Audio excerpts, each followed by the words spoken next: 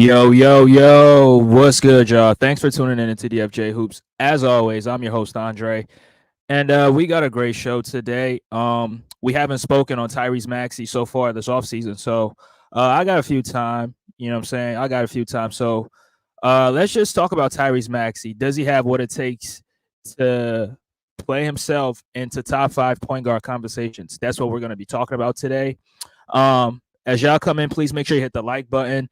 Don't forget to subscribe to the channel if you haven't already. And also hit the bell notification icon to notify you every single time we go live or drop content on this channel. Hit the like button, y'all. Hit the like button. So let's talk about this right here. So Tyrese Maxey, right? Philadelphia 76ers point guard. The current or reigning most improved player of the year. He balled out last season for his right. For what he does, he balled out. I think he averaged about 26 points, 6 assists, and three or four rebounds, if I'm not mistaken. So, in his own right, he did what he was supposed to do, right? Before the Sixers knew that James Harden was not going to be a part of the team, it meant that Tyrese Maxey was supposed to take a huge role offensively, and he did exactly it by putting up some great numbers. And as a result, he won. He made the All-Star team, and he won the most improved player. But in this current NBA, there's a lot of good guards. There's a lot of great point guards. Like the guard play in today's NBA is way better than what it was in the previous seasons, right? So in my opinion, I think it's very difficult for a player to crack the top five, in terms of, top five point guards. It's going to be very difficult for you to crack. You have to possess some extraordinary talents. You have to be producing at a very high level. And you got to be in top 5, top 10 conversations in order to just crack the top 5 point guard list. Now, when you talk about the center position, is way different, right? I mean, I think a player like Alperen Şengün, right, by next season, he could potentially crack a top 5 centers in the NBA. But, guards is very difficult because you got a lot of guards like Luka, SGA, Steph Curry. Like these guys are some of the best guards in the NBA, and even some underrated guards as well. I mean, when you talk about a point guard for the Clippers, somebody like Bones Highland, who's not getting any playing time, I believe if he's getting playing time, he can definitely give you some solid minutes. Starting, coming off the bench, he can definitely give you some solid production. Somebody else is Colin Sexton. Colin Sexton was balling for the Cleveland Cavaliers, but when he got traded, he's not really getting consistent time, so we don't get to see how good he is offensively or defensively. But as of currently, I have Maxey as a top 10 point guard in the NBA. I have him 9th on my list. Now I know a lot of Sixer fans are gonna be pissed off about where I have Maxey at, which, it's no disrespect to him. I mean, I love Tyrese Maxey's game, but I just think that there's a few limitations in his game. And the other guards that I have on my list, they do what Maxey struggles at. They do that at a very high level. And it's not even Maxey's fault because this was his first time he had to take on such a responsibility. And he performed well, but in my opinion, I don't think he played at a top 5 point guard status. In my opinion, he didn't. He's a top 10, but not top 5. Now, let me just run down my top 5 point guard list, and let me, talk about Maxey's game and what he lacks or what his limitations are. So, number 1 on my list, I have Luka Doncic, which, I mean, it shouldn't really surprise anybody because, I mean, Luka's, one of the best point guards in the NBA, 5 straight first-team All-NBA performances. So, I mean, he led the league in scoring. I think he's averaging about 34, 7, and 8, like some ridiculous numbers on pretty good efficiency, right? People accuse him of not being a good shooter, but his true percentage was 61%. So that's elite. That's an elite shooter in my opinion. So Luka's number 1 on my list. Number 2 is SGA, who back-to-back seasons averaging 31 points per game, back-to-back seasons making the first All-NBA team. He led his team to the playoffs.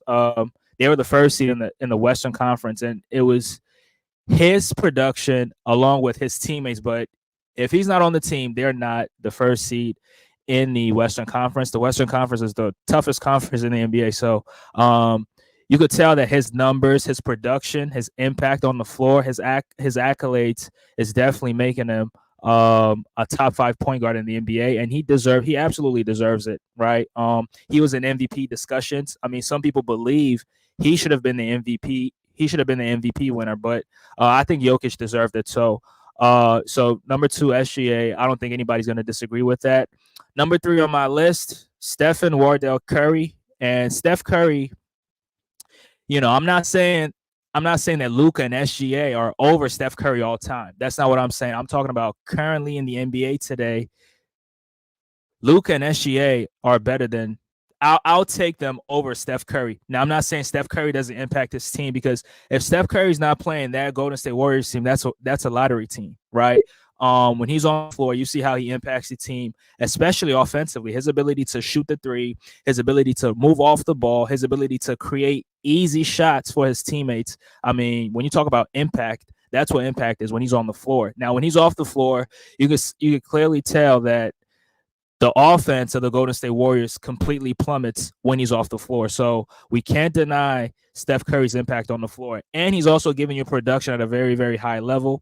As a result, I think he made third team All-NBA, showing you that he can impact the team at age 36 years old. So, I have I have Steph Curry number 3. And number 4 will surprise some people, but, I think Jalen Brunson definitely deserves his props. Even though he's playing for the Knickerbockers, I don't like the Knicks. My whole family is Knicks fans, but I'm able to give credit when credit is due. So I have Jalen Brunson as the 4th best point guard in the league. I think he averaged like 27 points, 28 points in the regular season. He got into the playoffs, and his production completely went up, right? He increased his production in the playoffs. Unfortunately, they were dealing with injuries, so they fell short in the postseason to this guy that I have at number 5, and that's Tyrese Halliburton on the Indiana Pacers. Now, Halliburton, he led the league in assists. He averaged like 10 or 11 assists per game, along with his 20 points per game. But, I think these 4 guys they score the ball at a very, very high clip than he does.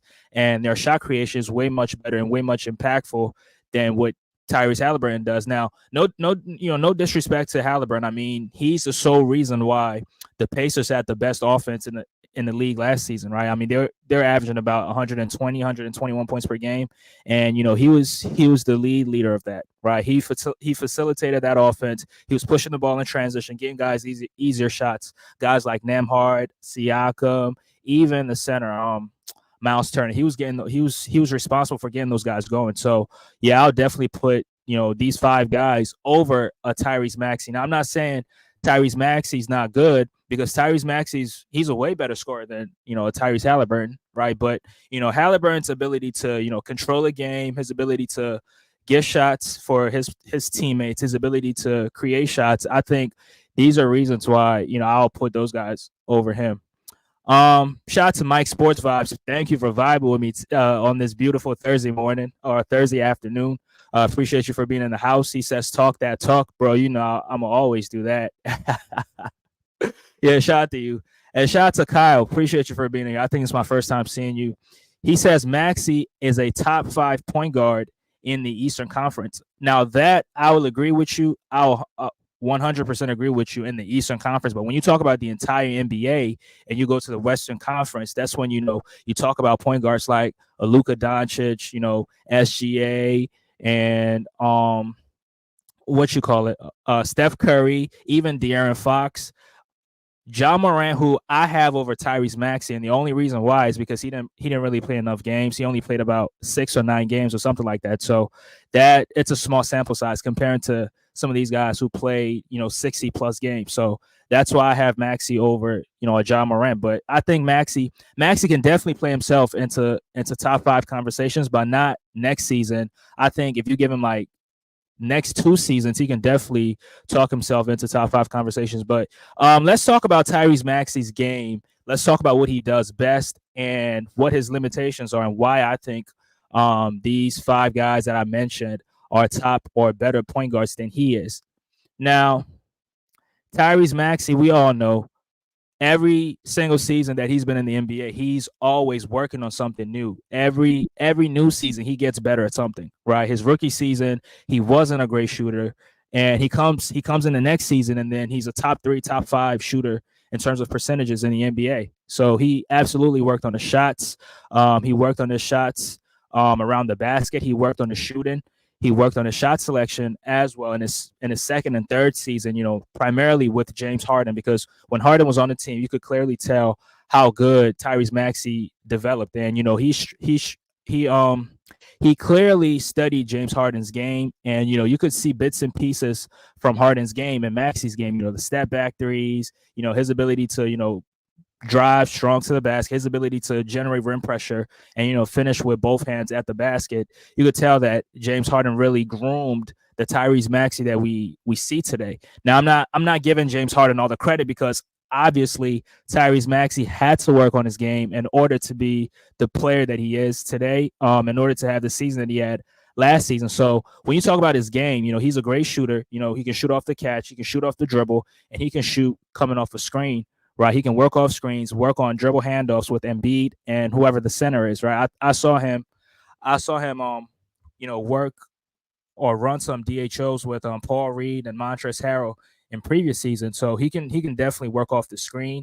And sometimes when he gets in the lane, he's able to finish through contact. He's able to absorb contact, and sometimes the defenders or the big centers that he's going up against or challenging at the rim, they don't seem to bother his shot. Now, one thing that we know about Tyrese Maxey is he doesn't have the superstar whistle that his or some of his contemporaries have. Now, if you're a Sixer fan, Mike and Kyle will both agree with me on this. In the playoffs, Jalen Brunson was getting some favorable calls that Tyrese Maxey was not getting. And we could tell he was getting almost every single time he drove down the lane, he was getting hammered down. He was getting bear hugged by Josh Hart, DiVincenzo, and all those other clowns on the Knicks. And they knew they could get away with it because they knew Tyrese Maxey doesn't have the superstar whistle, right? If they knew he had that whistle, if he had that Jalen Brunson, Trae Young whistle, they're definitely not going to foul him as hard or as much as they did get away with. So that's something that Tyrese Maxey doesn't really have in his favor. But these other guys that are on my list, they have that in their favor. So his ability to get to the free throw line is not, I think he attempted like 5 or 6 free throws last season. That's because he's not getting the benefit of the whistle. Now, if he's getting the benefit of the whistle, yeah, he'll definitely get to the line. He'll definitely get to the line, and his ability to, generate rim pressure, he's definitely going to put a lot of guys in foul trouble.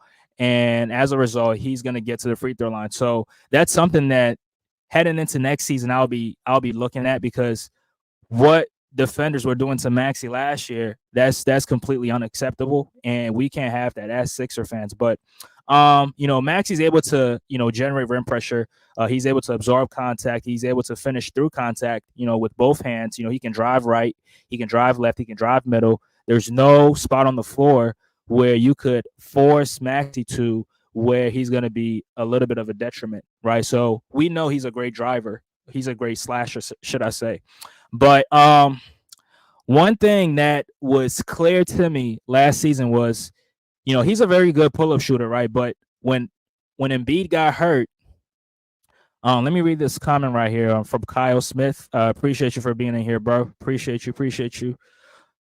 He says, yeah, hopefully Maxey will get the respect from the refs with the calls this season.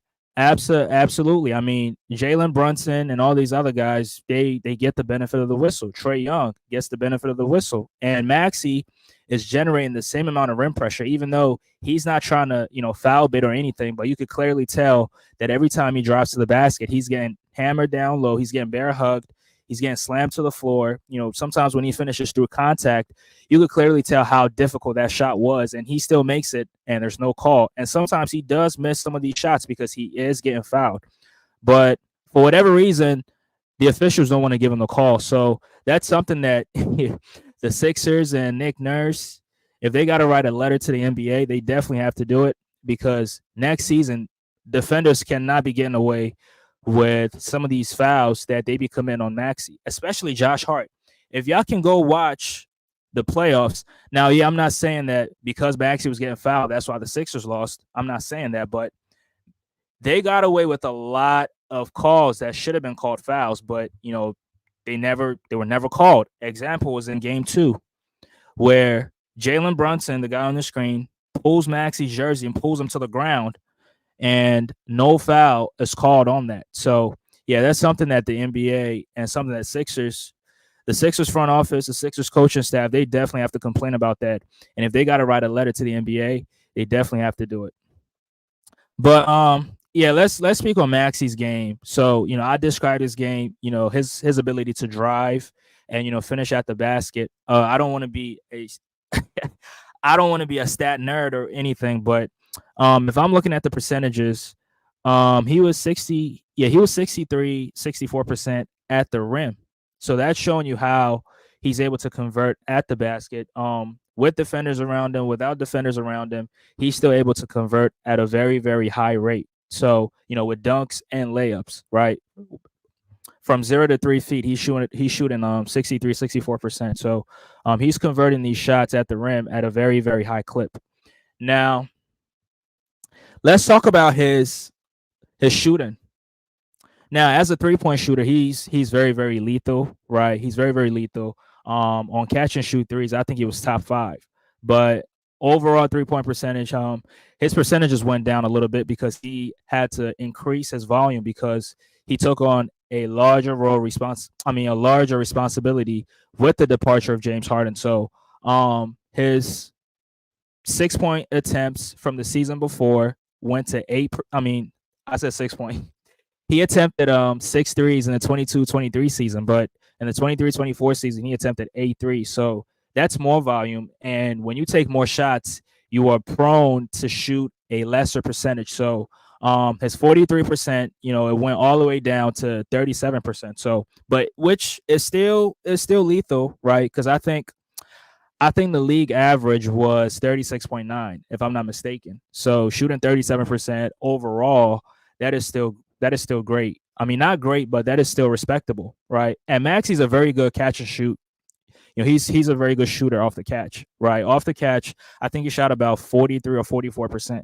I think Paul George was the highest catch and shoot shooter in the NBA last season, but Maxey's right there. And playing alongside Joel Embiid, yeah, you're gonna get a lot of catch and shoot opportunities, and Maxey definitely capitalized on situations like that. So he was able to convert his catch and shoot opportunities, but threes that he had to shoot off the dribble, which, that's the hardest three to shoot in the NBA. When you have to create something off the dribble and then put it up, it is very, very difficult. So you're not really going to convert shots like that at a very efficient rate. If you're not Steph Curry, if you're not some of these elites, if you're not James Harden, you're not going to be shooting a high percentage when you're creating shots or threes off the dribble. So I don't think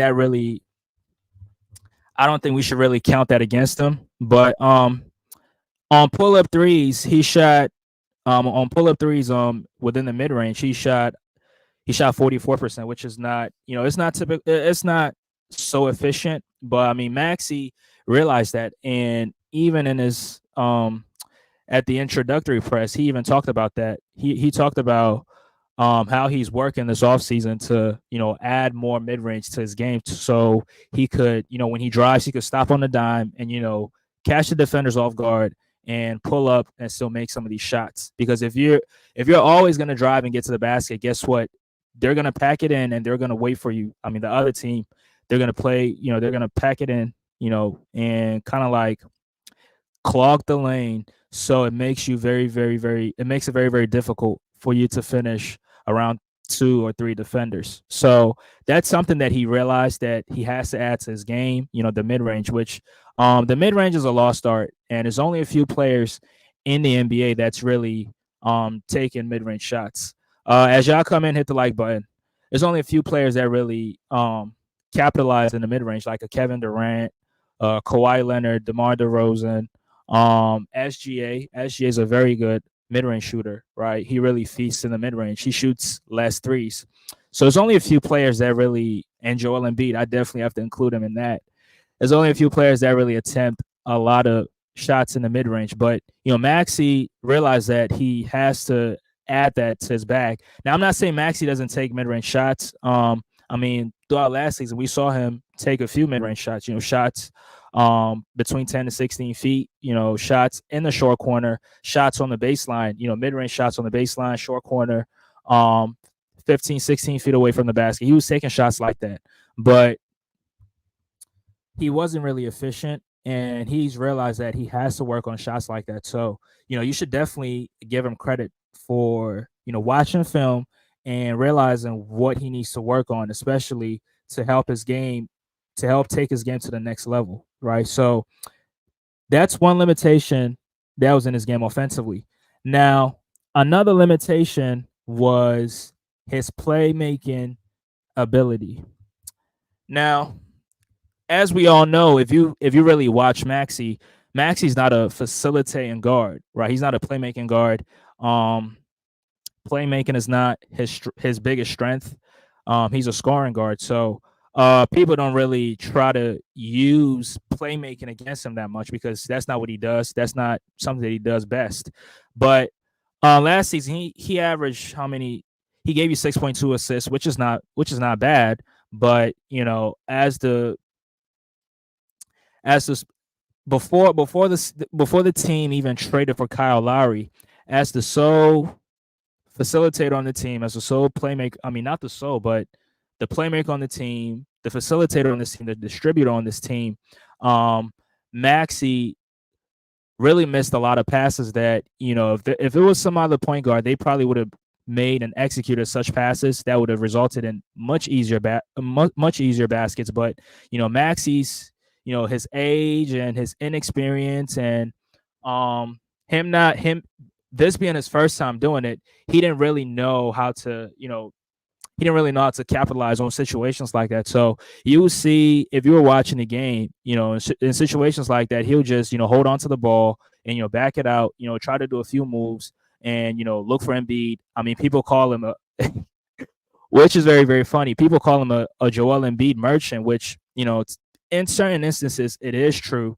We can't deny the fact that he benefits off of playing with a top 5 player in the NBA, the same way Jamal Murray benefits playing alongside Nikola Jokic, right? Murray benefits off of that, and Tyrese Maxey absolutely benefited off of playing with Joel Embiid. And when Embiid got hurt, you could clearly tell that his ability to create shots for his team is significantly plummeted. And in his defense, he wasn't really playing with a very good center, right? You're playing with Paul Reed, who's not, he's not your typical center. He's a power forward, small forward actually, and he's not a good screen setter as an Embiid. He's not a good pick and pop player as Embiid. He's not a good. He doesn't really have the offensive skill set that Joel Embiid had. So Maxey definitely had difficulties, trying to find shots um for Paul Reed, and it made his game even a little bit it made his game a little bit limited because defenses had to focus on him. And when you focus on somebody like him being 5 foot, I mean not 5 foot, being 6'2", he's a very, very small guard. It made his game a little bit. It made his game a little bit. It made his game be at a standstill for some while when we played against some of the elite teams without Joel Embiid, right? And this is not anything to denigrate Tyrese Maxey, but because Tyrese is a very, very good player, but his ability to play make without Embiid on the floor, you could clearly tell that that's not his biggest strength. And with him being the type of person that he is, him being the type of player that he is, he watched himself, he watched film, he realized what his weaknesses are, and he admitted that those are weaknesses, and he has to work on those to make those a strength for him. So I think as Sixer fans, we definitely have to give him the credit for that, because he did his best. I mean, playmaking for the first time, I mean, that's very, very difficult. Shout out to the Pull Up Basketball Podcast. This will be the year for him to prove it. Yeah, I agree. I think he will be much better because last season, that was the first time. So, it's just when you expect somebody to do something for the first time, you're not going to really expect them to be at his best. But, I mean, him scoring, he scored the ball fantastic. But his ability to play make, you could tell that there was holes in his playmaking ability. But, and these are some of the reasons why I put the point guards that I put above him, a Luka, SGA, Steph Curry, Halliburton, and a Brunson, right? Because these guys are very, very good playmakers in their own right, and these guys are able to make passes um, very, very much efficiently and much effectively to their teammates. And as a result, their teammates are able to benefit off of playing alongside them. But Tyrese Maxey, you couldn't really see that when Embiid was off the floor. Now, I'm not saying this to kind of like denigrate him, but Tyrese Maxey is definitely a top 10 point guard. But his playmaking ability is the only thing that I question. But his scoring ability is very, very great. Now, one last thing, his defense. Now, defense is not really. I mean, most of the guys that I even have in my top five and on my top five list, they're not really great defenders, right? I mean, Halliburton is a terrible defender. Jalen Brunson is a terrible on-ball defender. Steph Curry's he's not the best defender. Luka Doncic damn sure ain't no good defender. SGA is probably the only decent defender on this list. He's able to get a lot of steals. I think he averaged like 2 steals last season. So he's able to play in the he's able to play in the passing lanes, and he's able to, rack up a lot of steals, but his ability to be an on-ball defender, it's in question a little bit, right? So I'm judging these guys primarily on their impact, on the game on and off the floor, and what they're able to bring to a team, what they're able to bring to the team on a day-to-day basis, and how their team performs when they're not on the floor, right? I mean, Luka, if you take Luka off the team, their team is going to have difficulties generating offense, right? You take SGA off the floor, the same thing. You take you take Steph Curry off the Golden State Warriors, it's going to be the same thing. And if you take Halliburton off the Pacers, I mean, we saw them; they got swept. I mean, even though they did get swept with him on the floor, but their offense, you could clearly tell that it went down once he got hurt in the Eastern Conference Finals, and it wasn't really anything that some other players could have done. So, but with the Sixers, if you take Maxey off the floor and you put Joel Embiid with, just a very good another point guard like a Kyle Lowry, the Sixers are still going to be fine offensively. The Sixers are still going to generate offense, right? Because Embiid is on the floor. But if you take Embiid off the floor and you put Maxey on there, you could clearly tell how bad the offense gets. I think the Sixers were a top 5 offense when Embiid was on the floor, and then when he got hurt, the team, I don't want to remind people of how bad the team was offensively, but that's how difficult it was for Maxey to generate offense. Now he could score, he could get his own buckets, but facilitating for the team and our ability to create in the half court, that was really, really in question. So that's something that I think Maxey needs to work on.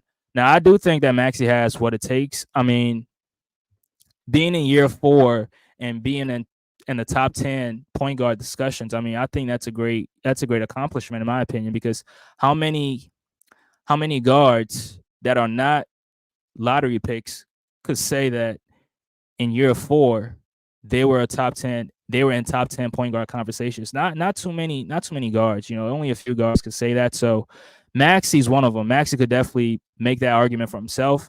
And he's only in year 4. He's only 22 or 23 years old. So he's only going to get better from last season, right? He's learning from his mistakes. He noticed, or he realized, what his weaknesses are, and he admitted that those were his weaknesses, and he's going to work on those to make those his strengths. So I just think we got to give him the credit that he deserves. And me being a Sixer fan, me seeing Maxey grow year after year after year, I definitely believe he can work on his game and work on his playmaking and be a much better playmaker than he was last season. Now, I don't want to look at stats, but I could go pull up stats and look at look at the percentage of offense that he created for the team.